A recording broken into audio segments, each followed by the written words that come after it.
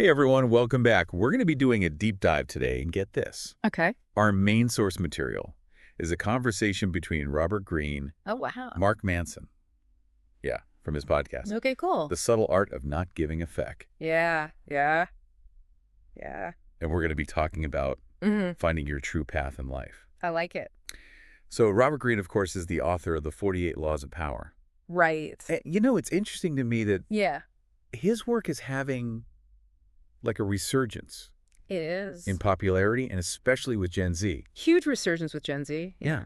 And a lot of it is on social media. Yeah. Particularly like these short, engaging clips you see on TikTok and Instagram. Exactly. Like repackaging these complex ideas in a way that's really digestible. Yeah. Especially, I think, for like younger audiences who are kind of Yeah. trying to navigate a world that feels really chaotic and overwhelming. Right. It's like they're looking for a framework Yeah. to understand how to operate. Absolutely. Like a set of rules or guidelines to make sense of things. Right. And speaking of understanding the rules, Yeah.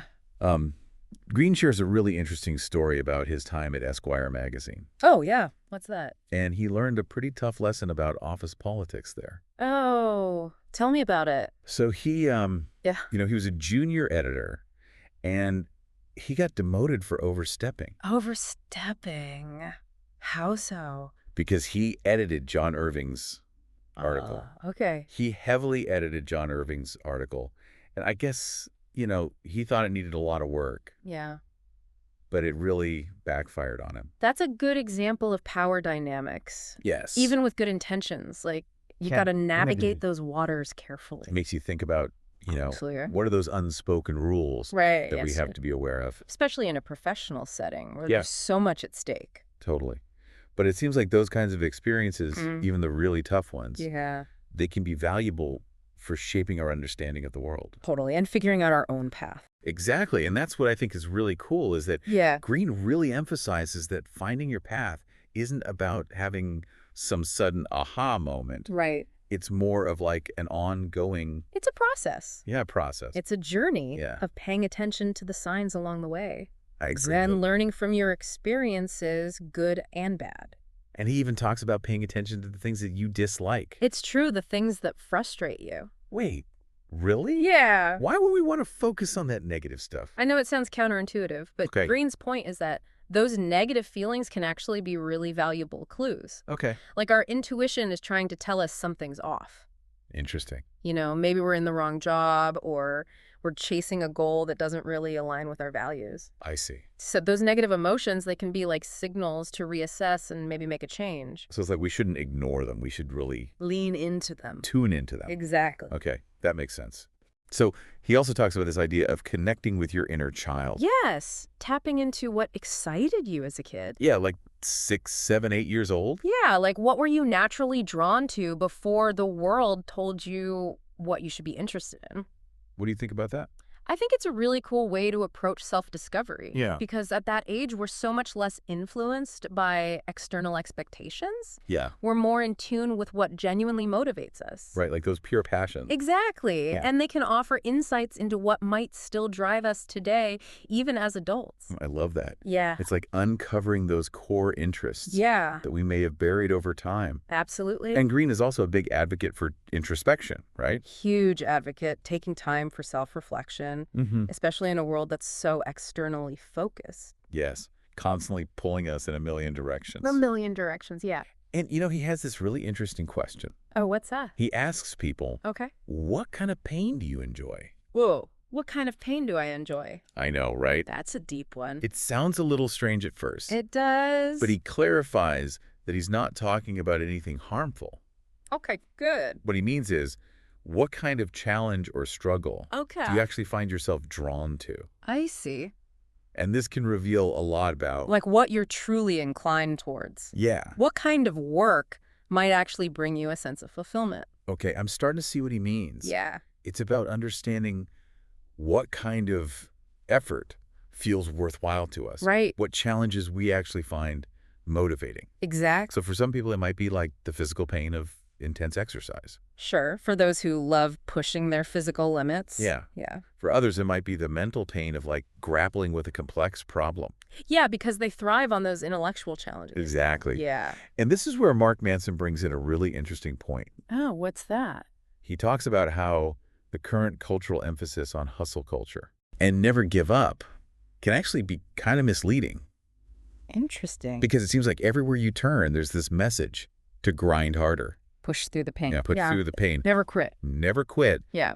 But what if quitting is actually, Sometimes it is. yeah, the right move? Sometimes perseverance is key. Mm-hmm. But there are also times when it's wiser to recognize that something just isn't working Yes. and have the courage to move on. It's like when you're stuck in a job you hate. Exactly. And the pain you're enduring, it's not leading to any growth. It's just draining you. It's just draining you. Yeah. Yeah. So it's about knowing the difference, right? It is knowing when to push through and when to pivot. Recognizing when to push through, when to pivot. Yeah. And Green calls this the art of the subtle. The art of the subtle. I like that. Yeah, it sounds kind of mysterious. It does. So what do you think he means by that? I think it's about being attuned to the nuances of our own experiences and making choices that are aligned with our authentic selves. It's about being honest with ourselves about what's truly working and what's not, Yeah. and having the courage to course correct when needed. I love the courage to course correct. Yeah, What happens when you feel totally lost? that's a good question. Like you've lost that sense of purpose? Yeah. You know, Manson asked Green that very question. Oh, really? What did he say? And his response was really interesting. Okay. Well, he emphasized patience and self-reflection. Mm-hmm. You know, acknowledging that reconnecting with your purpose, it isn't an overnight process. Right. It's about exploration, Right. experimentation, openness to possibilities. I like that. He actually suggests going beyond those traditional ideas of intelligence. Okay. And he recommends looking into Howard Gardner's 5 frames of intelligence. 5 frames of intelligence. Yeah, have you heard of this? I haven't. So it's this framework that challenges the idea that intelligence is just about like book smarts. Oh, interesting. So Gardner, he identifies 5 different types of intelligence. Okay. And Green encourages us to figure out like which one we naturally gravitate towards. Okay, so what are the 5? Okay, so there's a mathematical or pattern-based intelligence, Okay. which is often linked to music. Okay. You have social intelligence, like being able to understand and connect with people. Right. Then there's kinesthetic intelligence, which involves physical movement, Okay. like you see with athletes or dancers. Got it. We also have linguistic intelligence, like the ability to use language effectively. Mm-hmm. And then finally, there's spatial or visual intelligence, Okay. like thinking in terms of images and space. So instead of trying to fit ourselves into That box that society tells us is smart. yeah, that box. Yeah. It's about understanding Our unique strengths. our unique strengths. Yeah. Yeah, That makes so much sense. it does, doesn't it? It's helpful if you're feeling lost Totally. or uncertain about your direction. Yeah, Have you ever taken one of those intelligence quizzes online? I have actually. Me too. I'm so curious about that stuff, Yeah. but I've never thought about it in terms of finding my purpose or my career path. Exactly. It's a whole new lens. Speaking of different paths, Yes. let's talk about Peter Pan syndrome. Okay. What are your thoughts on that? Peter Pan syndrome basically refers to this idea that Okay. some men are delaying adulthood, Okay. avoiding commitment, Right. and basically staying in an extended adolescence. Okay. Think video games, spending excessive time online, Right. struggling to launch careers or relationships. Yeah. But labeling it a syndrome is something Green actually pushes back on. Really? Why is that? He thinks it's a bit of an oversimplification. Okay. It's too easy to just like slap a label Right. on complex behavior without considering individual circumstances. That's true. He does acknowledge it's a real phenomenon, Mm-hmm. but he points to those confusing messages around masculinity in our culture Interesting. as a potential factor. Yeah, because there's so much pressure on men There is. to achieve certain things by a certain age. Absolutely. But at the same time, there's also this glorification of youth Right. And this fear of growing up. and a fear of growing up. It's like a Yeah. weird contradiction. It is. It's no wonder some guys are feeling lost. Yeah, it's a tough landscape to navigate. And it's not just men, right? No, I think a lot of us, regardless of gender, can relate to that feeling Totally. of being pulled in different directions, Yeah, wanting freedom and fun, but also having responsibilities. absolutely. Yeah, it's something I think most of us grapple with at some point. For sure. This actually leads Green to question this larger trend of medicalizing every behavior. Medicalizing. What do you mean by that? Like this tendency to turn every behavioral pattern or personality quirk Okay. into like a diagnosable condition. Okay. So what might have been seen as just a phase Right. or a personality trait in the past Yeah. is now often labeled as a syndrome or a disorder. Interesting. So he's saying that maybe we're too quick to Yeah. pathologize normal human experiences. Exactly. Okay. He uses Peter Pan syndrome as an example, Okay. arguing that what might be labeled as a condition today Yeah. might have just been seen as a normal part of growing up in the past. Right. Right. And he even brings up Bill Clinton Bill Clinton? as someone that he considers to be like a functional Peter Pan. A functional Peter Pan. I wouldn't have expected that. I know, right? What does he mean by functional? I think it highlights how success and maturity don't always follow a linear path. Mm-hmm. Just because someone exhibits traits that might be associated with Peter Pan syndrome, it doesn't mean that they can't also be successful or achieve great things. That's a good reminder that we shouldn't put people in boxes based on labels or stereotypes. No. There's so much more to each of us than those categories. Absolutely. This whole conversation is making me wonder about how we even define success and maturity. It really challenges those conventional definitions, doesn't it? It does. Like, is it possible to embrace that playful, adventurous spirit of Peter Pan while still building a meaningful life?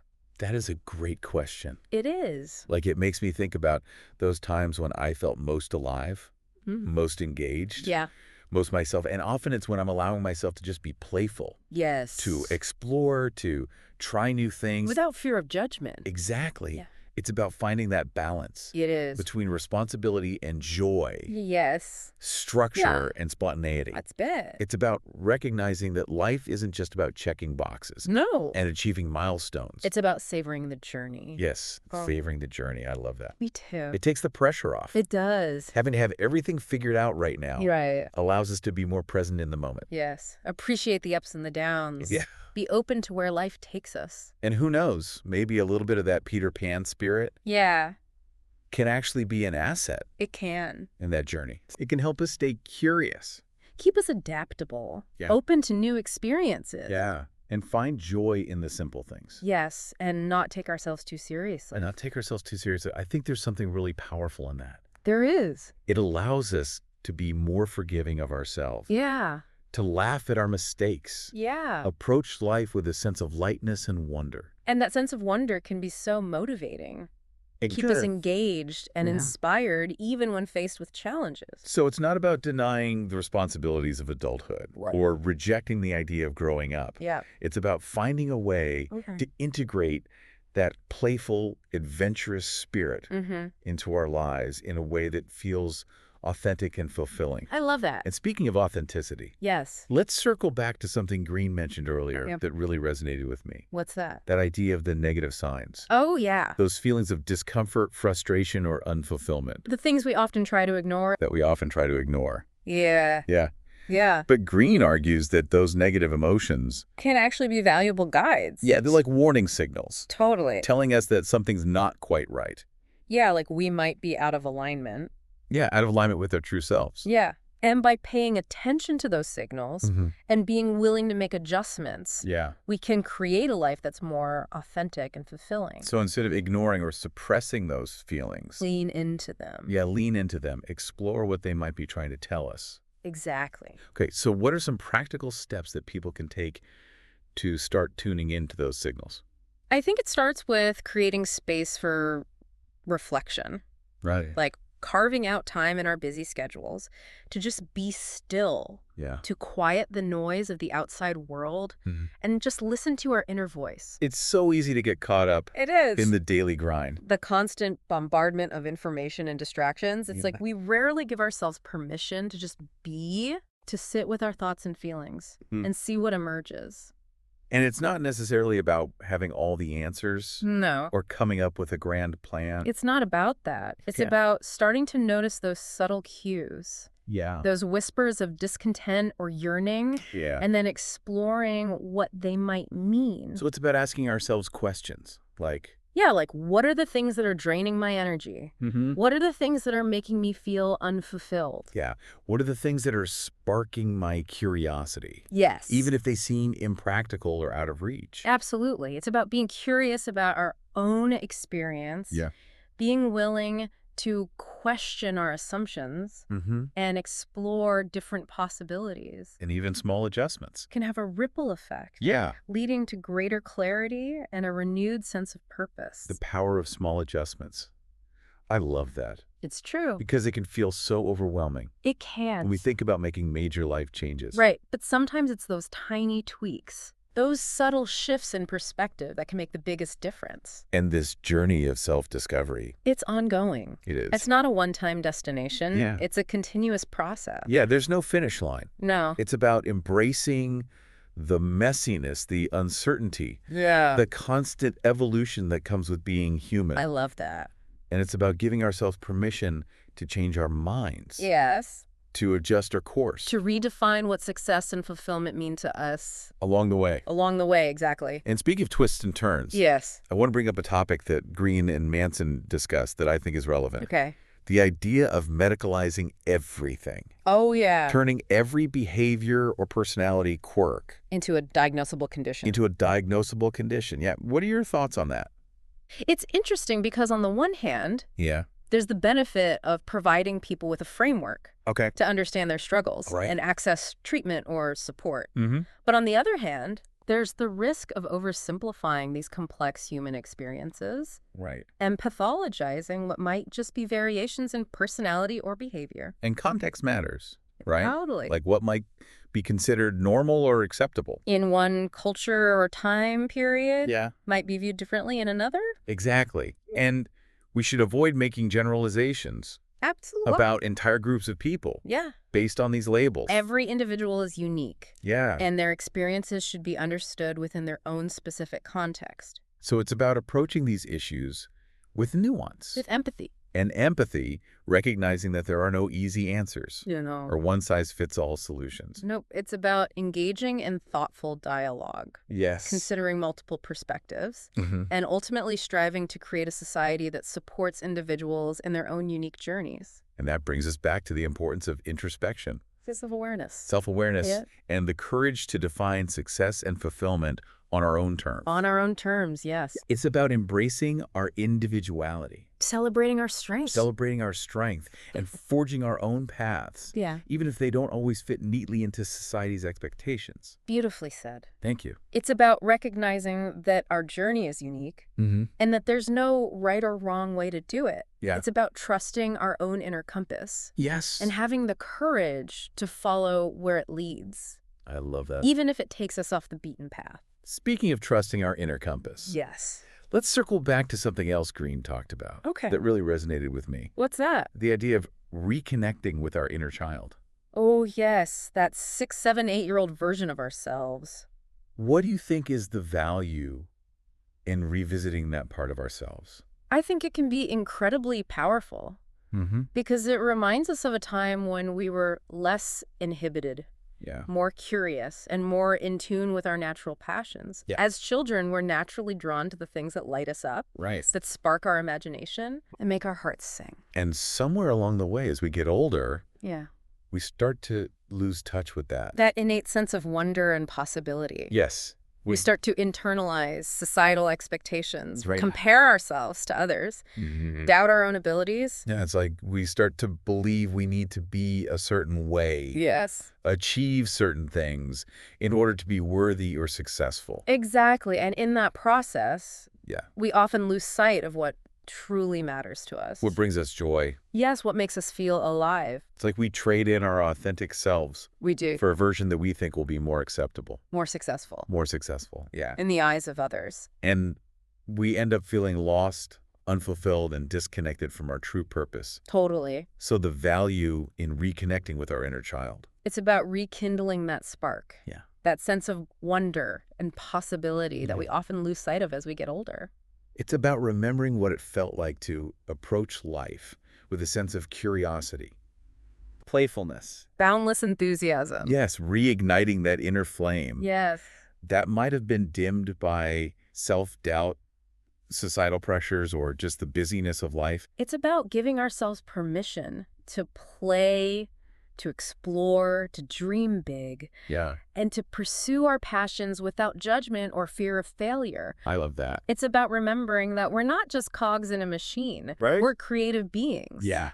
With unique talents and gifts to share with the world. Yeah, and I think it's also about recognizing that our passions and interests might have evolved since we were children. They probably have. But that core essence, that spark of joy and excitement, is still there. It's still there waiting to be rediscovered. Waiting to be rediscovered. And our true path is not always a straight line. It's not. There will be twists, turns, detours, and even dead ends. It's true. But it's in those moments of uncertainty and redirection that we often discover our greatest strengths and learn the most valuable lessons. I love that embracing the twists and turns. Yeah. It takes the pressure off. It does. Of having to have everything figured out right now. Absolutely. And allows us to approach life with a sense of adventure and curiosity. And it's in those moments of exploration and discovery that we truly come alive. And we're not alone on this journey. We're not. We have friends, family mentors. Even strangers. Even strangers. Who can offer support, guidance, inspiration along the way.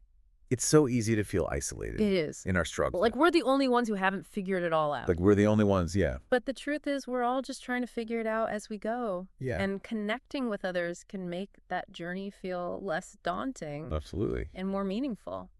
Now, before we wrap up this deep dive, I want to circle back to one last thing that Green talked about that I think is incredibly powerful. What's that? The idea of the pain you enjoy. Yes. It's a concept that challenges us to reframe how we think about discomfort and struggle. It really does. It's about recognizing that sometimes the things that challenge us the most are also the things that bring us the most fulfillment. So for some people, that might be the physical challenge of training for a marathon. Sure. Or the mental challenge of learning a new skill. Right. For others, it might be the emotional challenge of putting their creative work out into the world. Or the social challenge of advocating for a cause they believe in. Exactly. It's about recognizing that true growth and satisfaction often come from pushing ourselves beyond our comfort zones, for embracing the discomfort that comes with expanding our limits. And it's not always about achieving some grand outcome. It's not. It's about the process itself. The journey of striving, learning, and becoming. It's about the journey, not just the destination. It's about the journey, not just the destination. I love that. It takes the pressure off of having to have it all figured out right now. It does. Allows us to focus on the present moment, to appreciate the small wins, and to find joy in the process of becoming. Beautifully said. And we all have different thresholds for discomfort, right? We do. Different types of challenges that we find motivating. Absolutely. What feels like pain to one person might feel like exhilarating challenge to another. Right, so it's about finding what works for you. Exactly. What pushes you in a way that feels both challenging and rewarding. Yes, finding that sweet spot. Yeah, that sweet spot where you're stretching yourself without completely overwhelming yourself. I think you're right. It's about finding that balance between comfort and discomfort, between ease and effort. Yeah. Where you can truly thrive and grow. So as we wrap up this deep dive, I want to leave you with a final thought to ponder. Okay, I like it.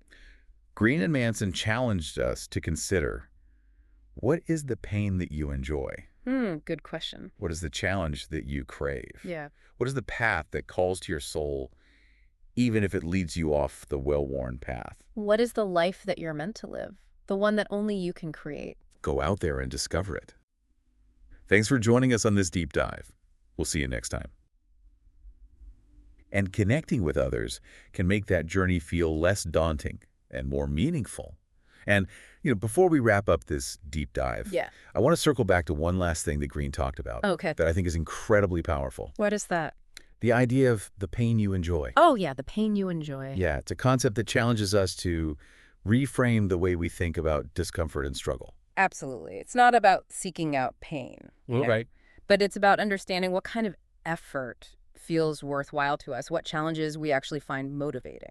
So for some people, that might be the physical challenge of training for a marathon or the mental challenge of learning a new skill. Right. For others, it might be the emotional challenge of putting their creative work out into the world or the social challenge of advocating for a cause they believe in.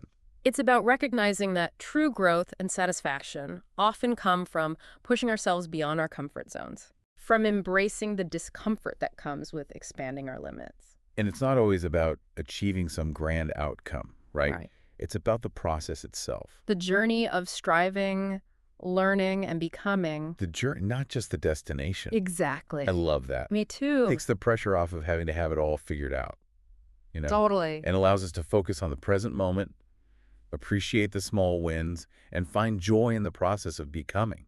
Absolutely. And we all have different thresholds for discomfort, right? Oh. Different types of challenges that we find motivating. Yeah. What feels like pain to one person might feel like an exhilarating challenge to another. It's about finding what works for you, what pushes you in a way that feels both challenging and rewarding. Finding that sweet spot. That sweet spot, yeah, where you're stretching yourself but not totally overwhelming yourself. Right. It's about finding that balance. Yeah. Between comfort and discomfort, between ease and effort, where you can truly thrive and grow. Yeah. So as we wrap up this deep dive, I want to leave you with a final thought to ponder. I like it. Green and Manson challenged us to consider, what is the pain that you enjoy? What is the challenge that you crave? What is the path that calls to your soul, even if it leads you off the well-worn path? What is the life that you're meant to live, the one that only you can create? Go out there and discover it. Thanks for joining us on this deep dive. We'll see you next time.